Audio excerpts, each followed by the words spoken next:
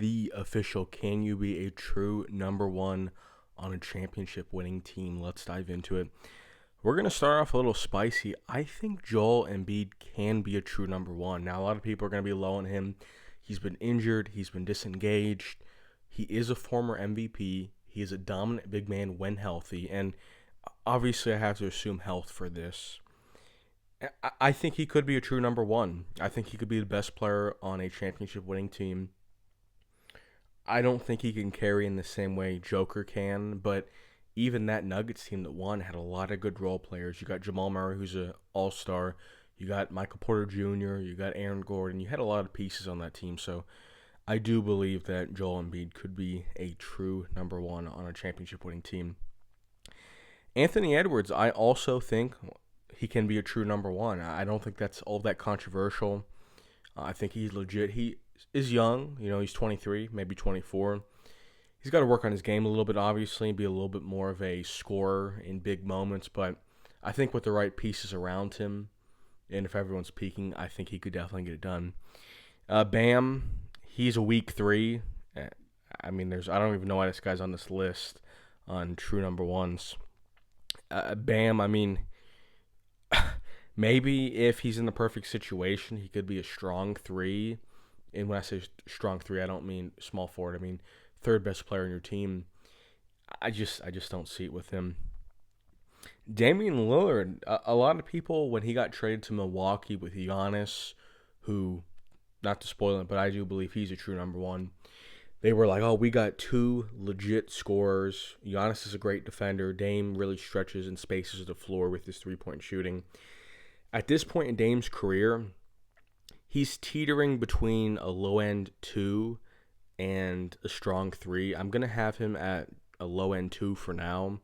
I think if there's a superstar and a good supporting cast around them, I think he could be the second-best player on a championship-winning team.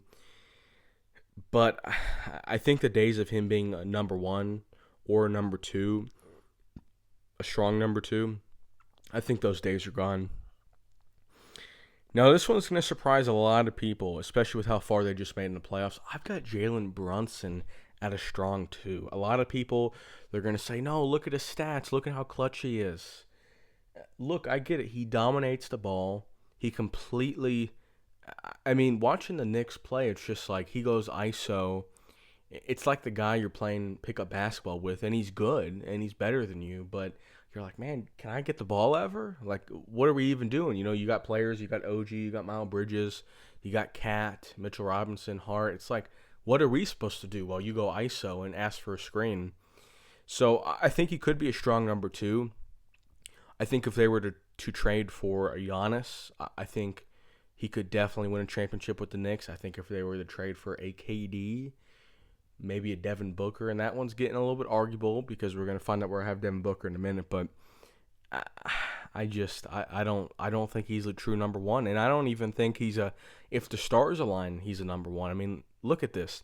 He had 3 all-stars around him. You got Cat, you got OG, you got Miles Bridges. I don't know all of them weren't all-stars this year, but it's like, what does he need? The whole lineup is all-stars, so I'm not super high on him. Luka's a true number 1. There's not much to say here. He's an offensive juggernaut, possibly the best offensive player in the league. Now, his defense it's not great. If he gives effort, he's big, he's long, he's tall for a point guard. I think he can be an average defender if he tries. Not much to say there. At this point in his career, I think Steph is if all the stars align. He's getting older. I know I said injuries don't count for this, but he's not able to play at the same intensity and be able to run around the court as much. I think if everything is perfect around him, if maybe the Warriors had a center, he could still be the best player on a championship-winning team. I'm finding it more and more unlikely. Jimmy Butler and Draymond are not enough. I think they need a true big. If they get a true big, I think there's a chance, but I'm leaning towards if all the stars align. This one is going to stun some people, absolutely stun some people. I think Anthony Davis is a true number 1. He is one of the best rim protectors in the league. He's an amazing offensive player that can space the floor, shoot mid-range, shoot threes, decent-ish ball handler for a big man. And I think he could be a true number one. Now, you do need some guards to kind of, he can't be the only offense. You probably don't want him to be the focal point on your offense. You kind of want him to be a strong number two option offensively, but rebounding, defense, he can space the floor as a 4 or a 5, and I think he can be the best player on a championship winning team. Probably the 2025 MVP as well as championship winner Shea. It's pretty obvious he can be the number one player on the championship winning team.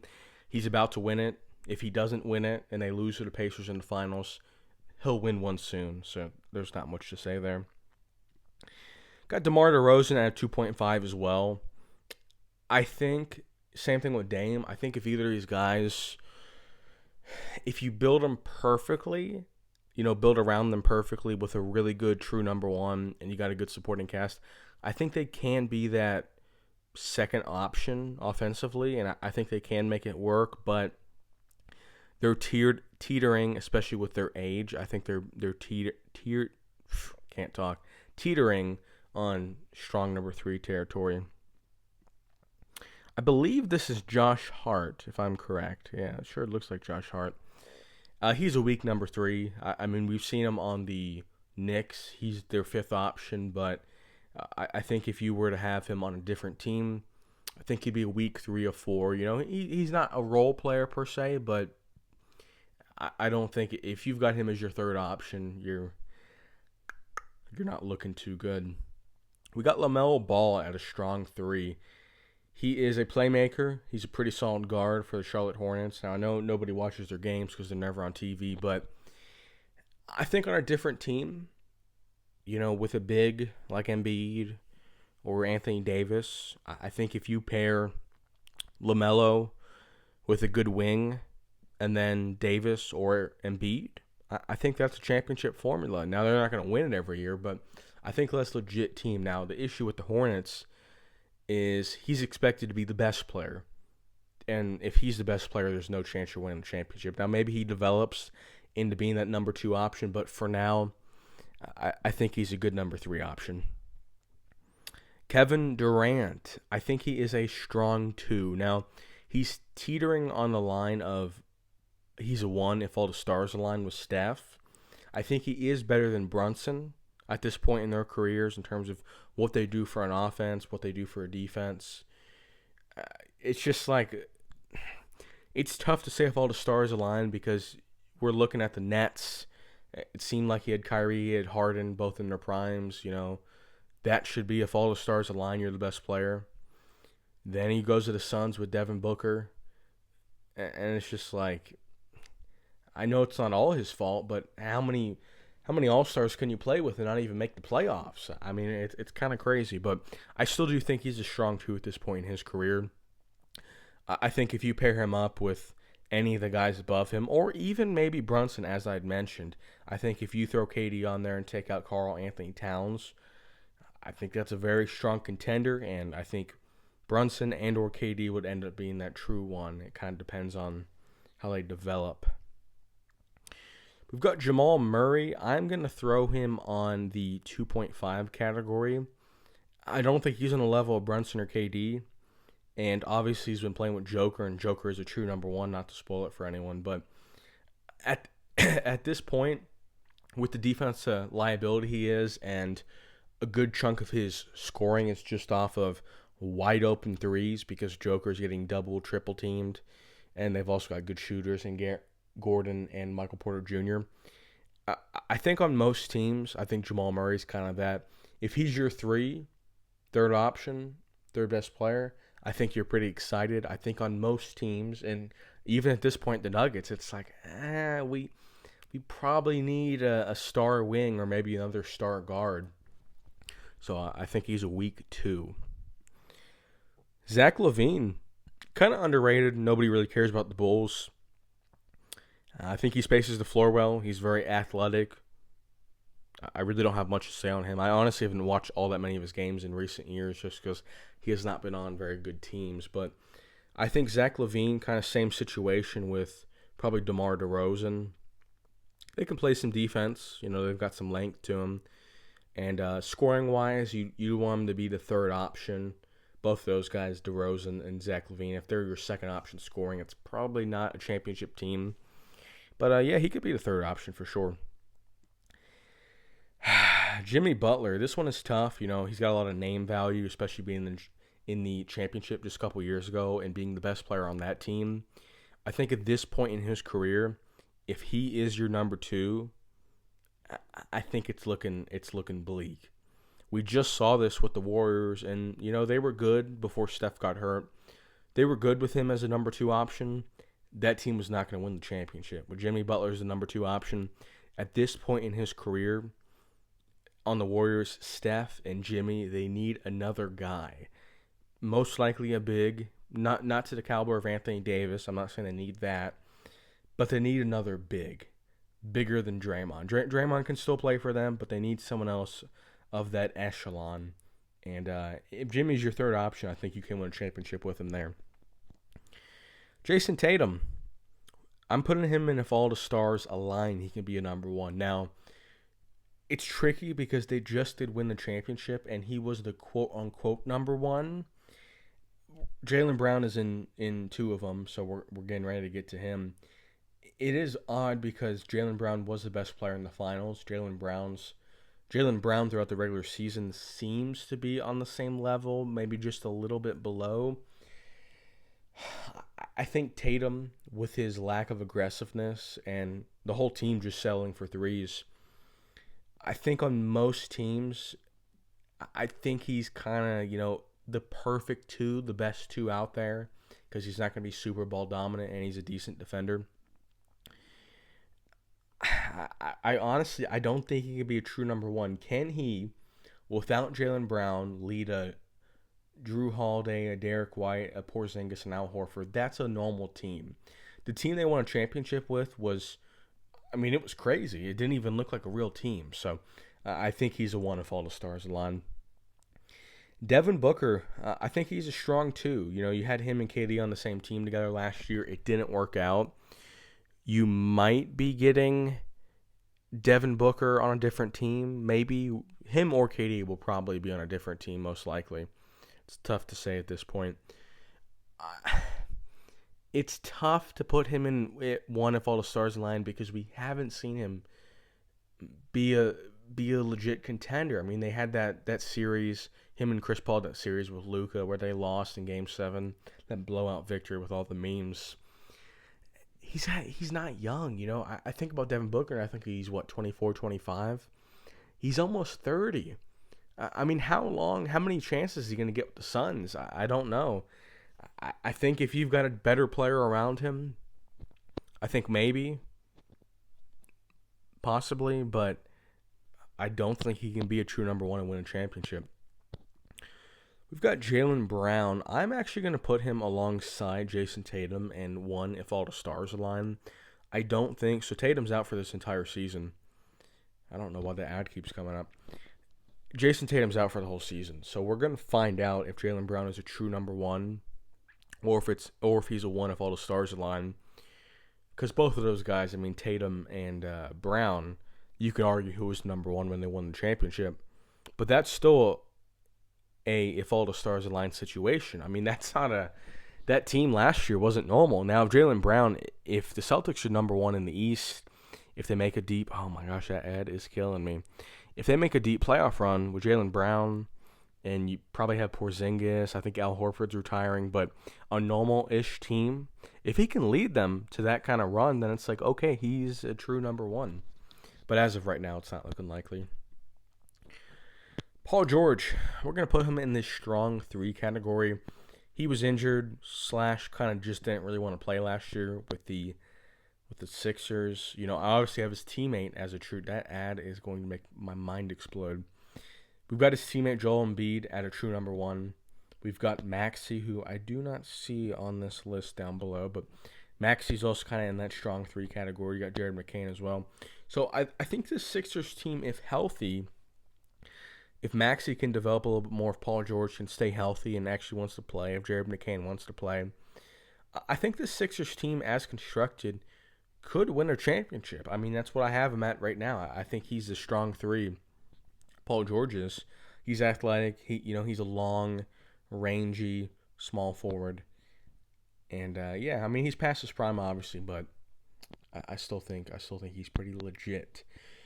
Oh, we got Sabonis. I'm gonna put Sabonis at a strong three. That Kings run a couple years ago when they played the Warriors and light the beam. That was iconic. I'm not a Kings fan, but that was a cool time to watch Kings and Warriors. And yeah, I mean nothing crazy with him. He's a good offensive big.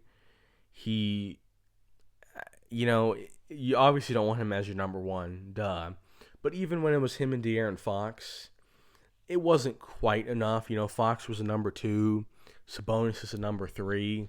You need another piece. If that team had a KD, if that team had a Tatum, something like that, that's a championship winning team. The way they were constructed wasn't quite enough.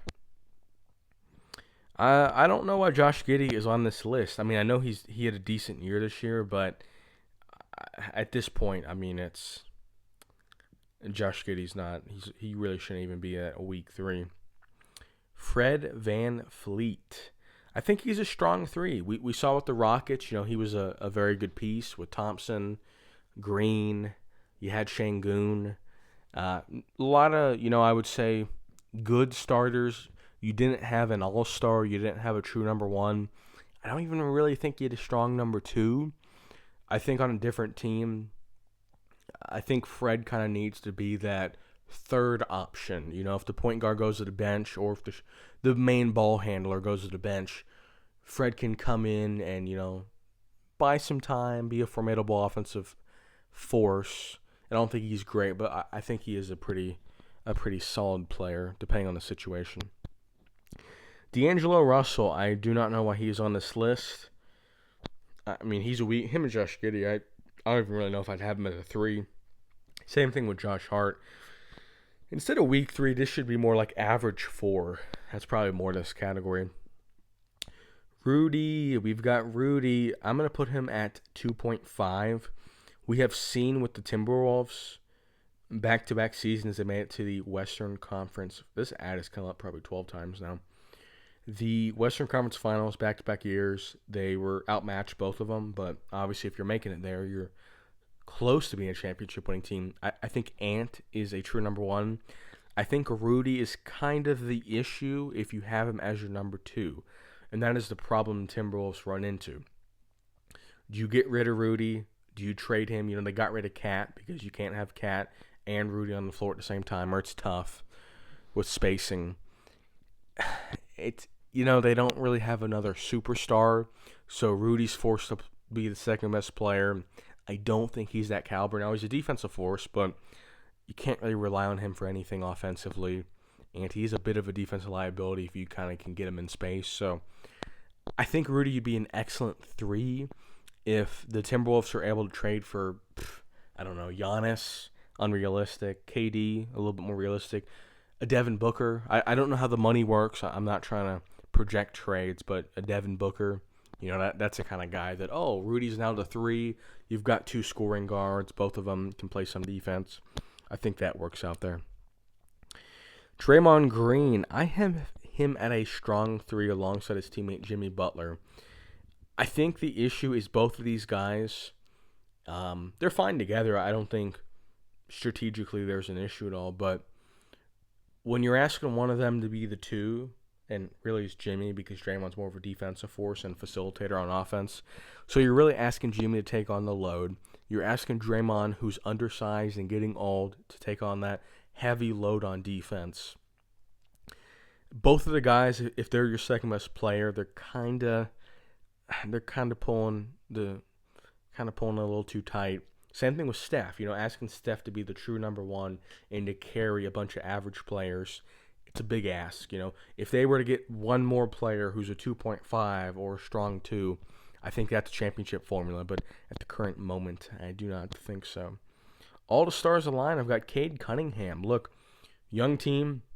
They really turned it around. I mean, they turned it around fast.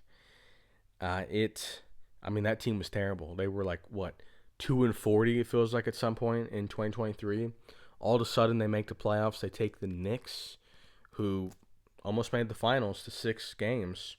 I mean, the Pistons team was solid. I think of all the stars aligned, I think he could definitely be the number one on championship winning team. He's young, so we're still gonna kind of see how everything goes for him. But yeah, I think he's a solid player. Tyrese Halliburton. Now this one's tough. He's in between true number one. I'm gonna put him if all the stars align. Obviously, he's in the finals right now, and they could win the championship and immediately prove me wrong.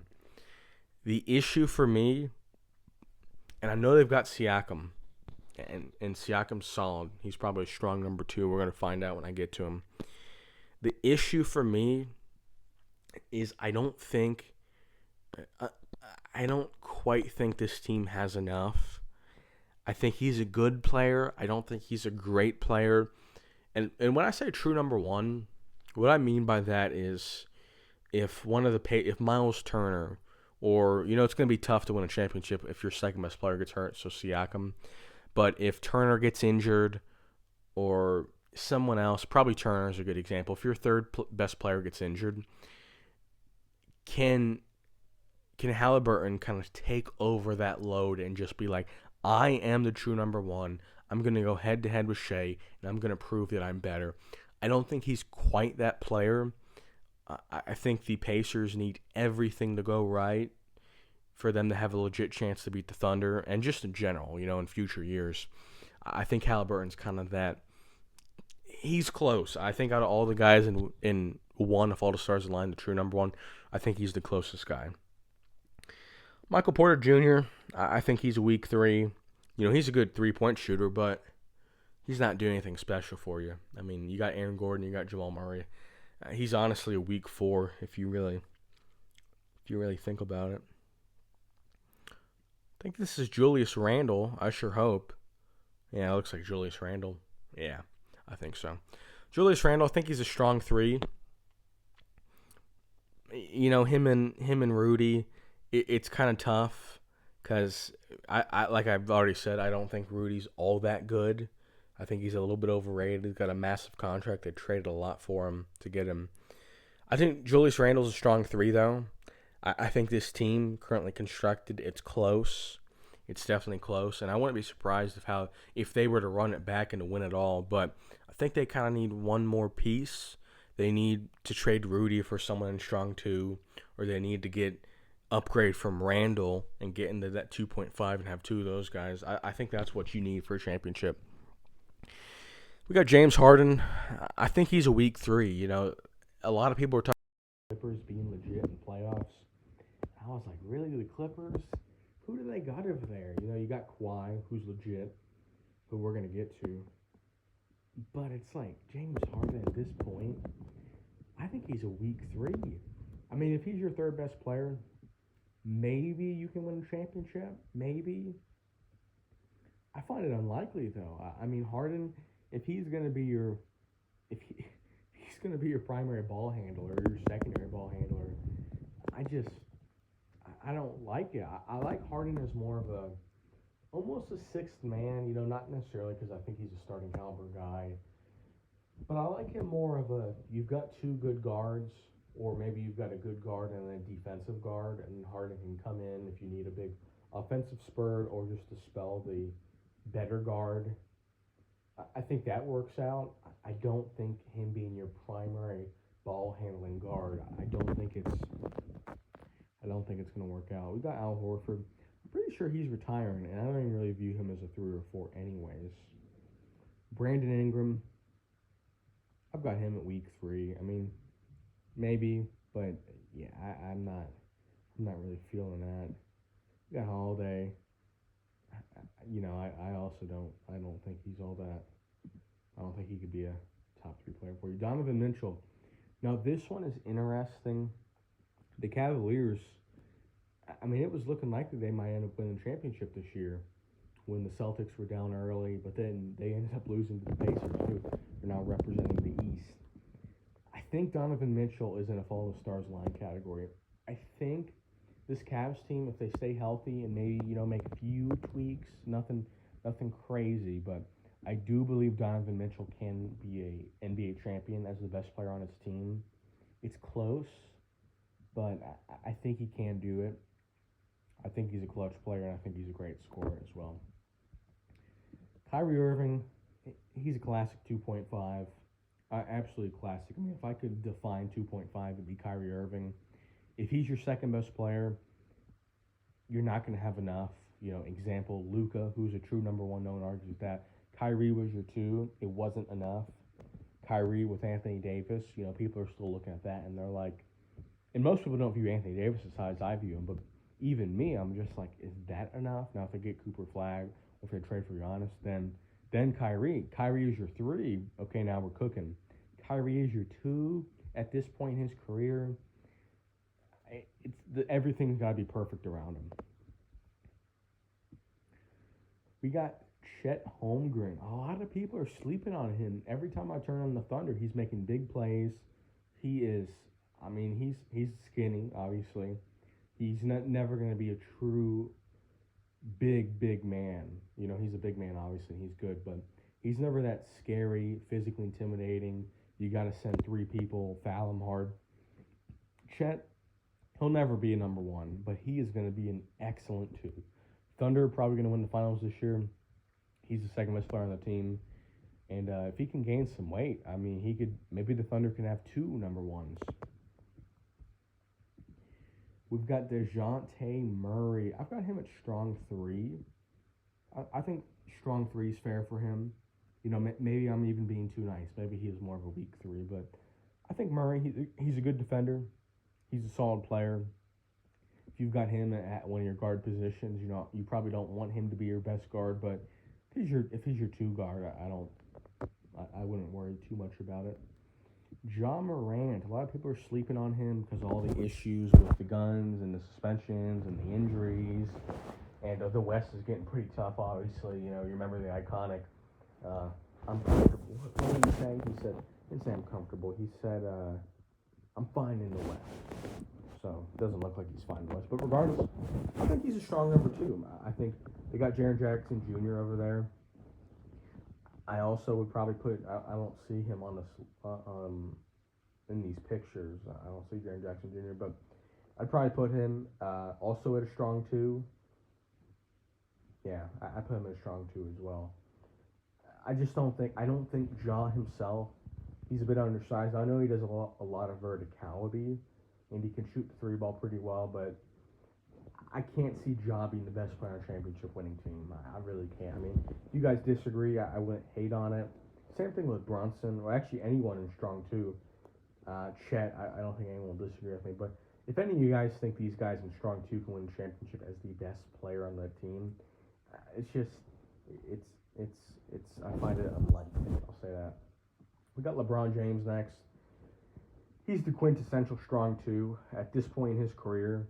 He needs a Luka and then a center, obviously. I mean, we know this. We know what the Lakers need. If they get a center, though, I mean, LeBron, at this point, a lot of people are already expecting him to fall off. I guess at this point, I kind of have him outside the top 10, but I'd probably have him as the best strong 2. Now, I think Chet Holmgren is probably a better player, but in moments, in playoff moments, in the finals, in the fourth quarter, I just trust LeBron more, if that makes sense. If the Thunder are playing the Lakers next year in the playoffs, and there's a big moment, I expect LeBron to get the job done over Chet. So we know LeBron can't be a true number 1 at this point. I do think he's a very good number 2. I have no clue why Chris Paul is on this list. Kristaps Porzingis. This is tough. I'm going to kind of be a sleeper pick and throw him in at number 3. A lot of people, he doesn't play that much. He's got blood clots, I think. That might be, I think it's both of them. I think Victor and Porzingis has blood. He is something. He's not playing very much. I know that for sure. If he's healthy, he can stretch the floor, like insane stretching the floor. I mean, he's shooting threes, not leaving the floor.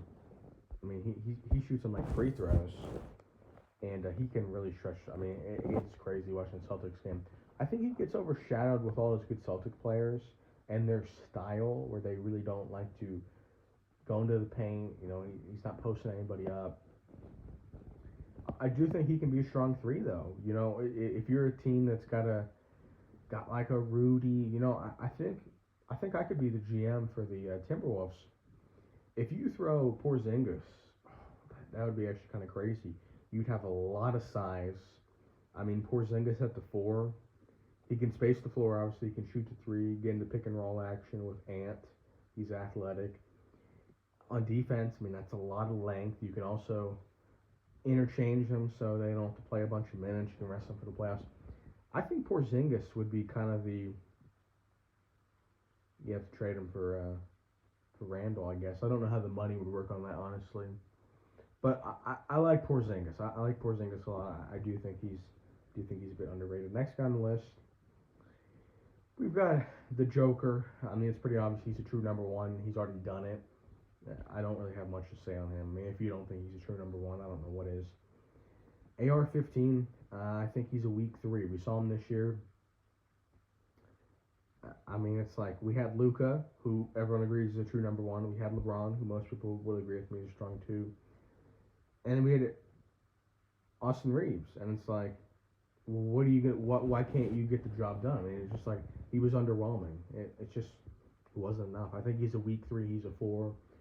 If the Lakers get a center and then he ends up being kind of the fourth option, I think that's fine. That can win a championship, but if he's your three, you're probably not winning a chip. We got Pascal Siakam as the strong two.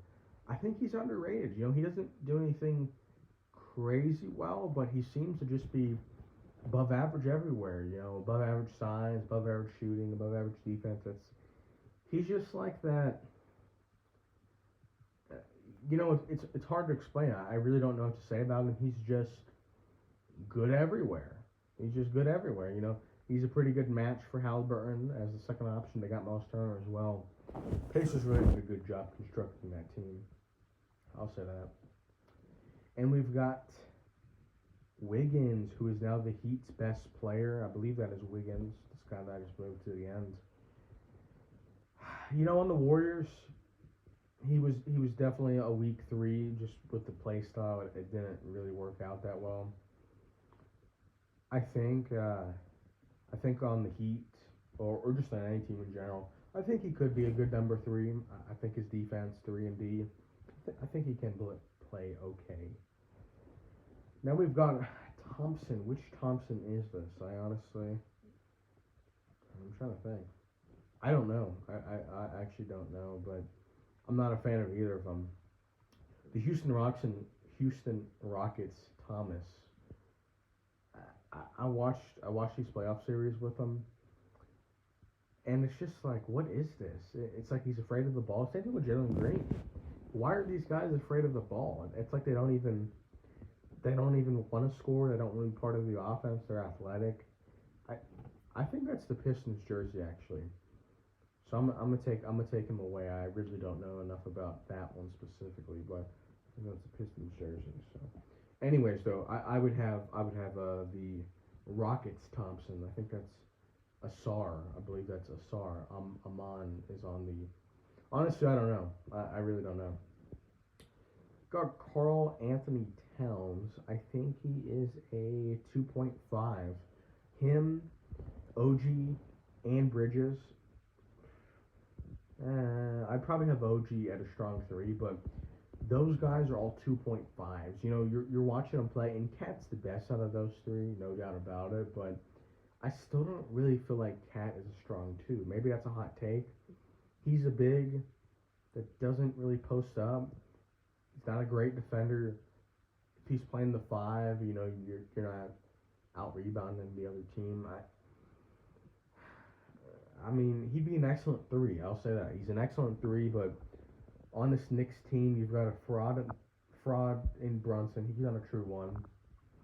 You've got a fraud in Cat. I don't think he's a true 1. And you got OG, and it ends up evening out to where they are a legit team. But, yeah. We've got Victor. We haven't seen all that much out of him. Oh, I meant to put him in true number 1. I think we haven't seen a lot. He does have that blood clot issue. If health is if health is correct, I think he might be the best player in the NBA in 2 or 3 years, and it might be to where it's not even close. It might be a LeBron level difference from everyone else. He's the best defender in the NBA.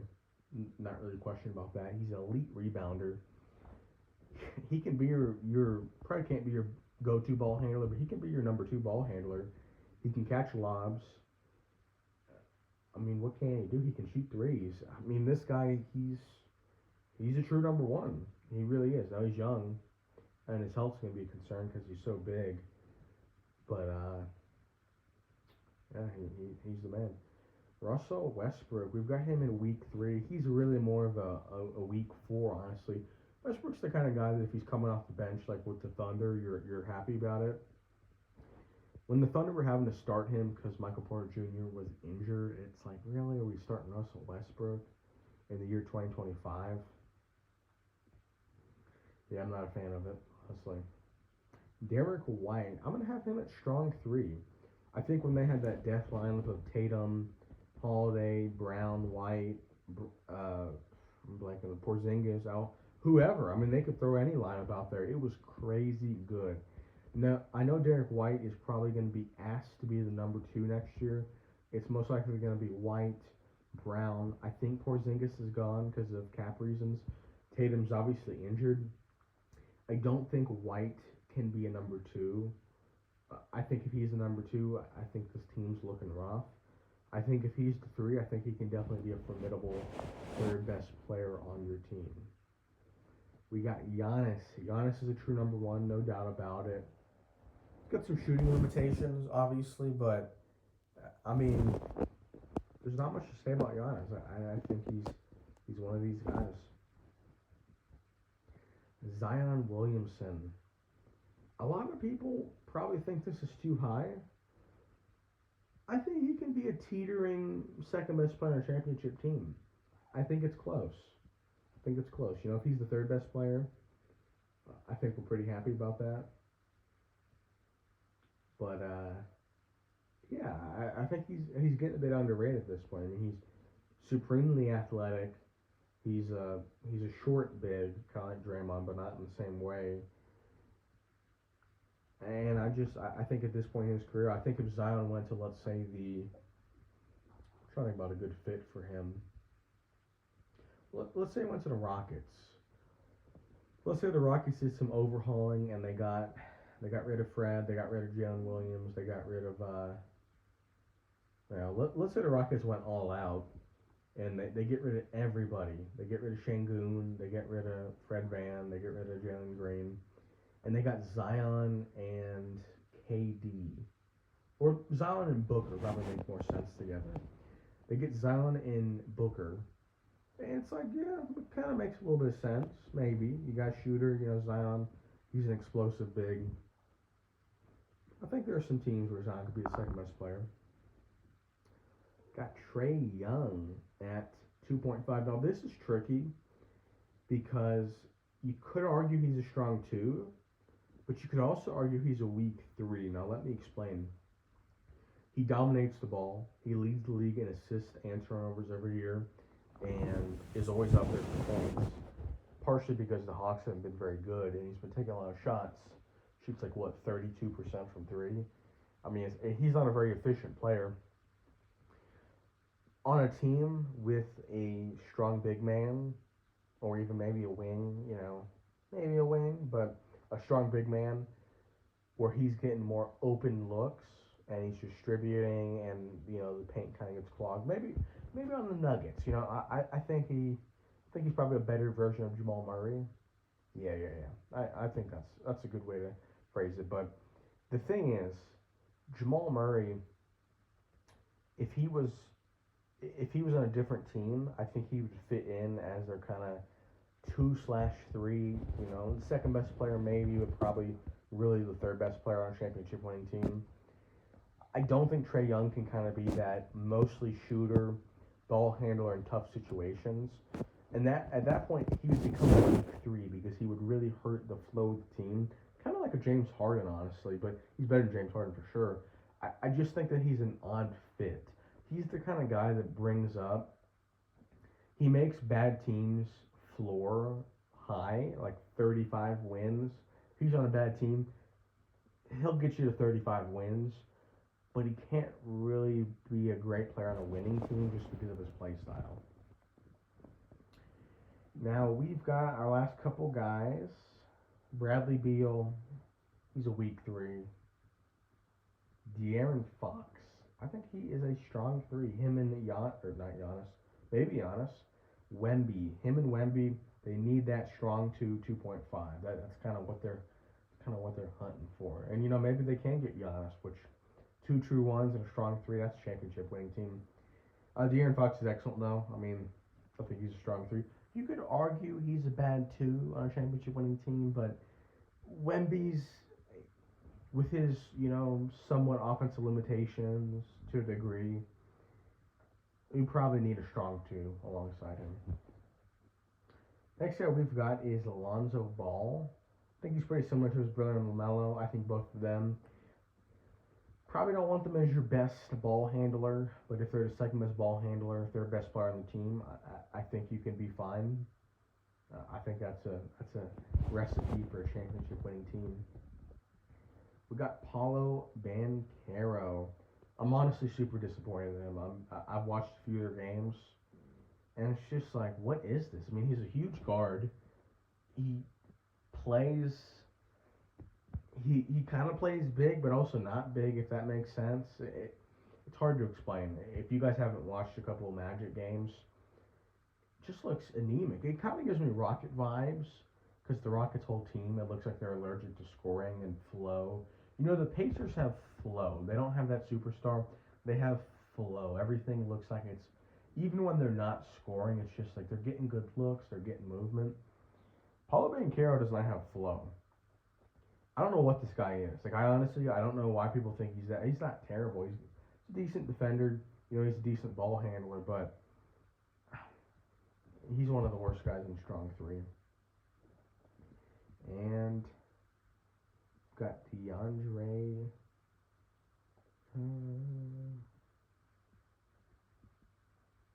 Got Kawhi Leonard. I think at this point, it's tough. I think at this point he's strong 2. He's either one if all the stars align or strong 2. I'm gonna put him in strong 2, although it's close. Excellent defender. He's a clutch scorer. Doesn't need the ball in his hand a lot, but can handle if needed. Yeah, I think he's a strong 2. I think if he's the best player on your team, I don't think you're winning the chip.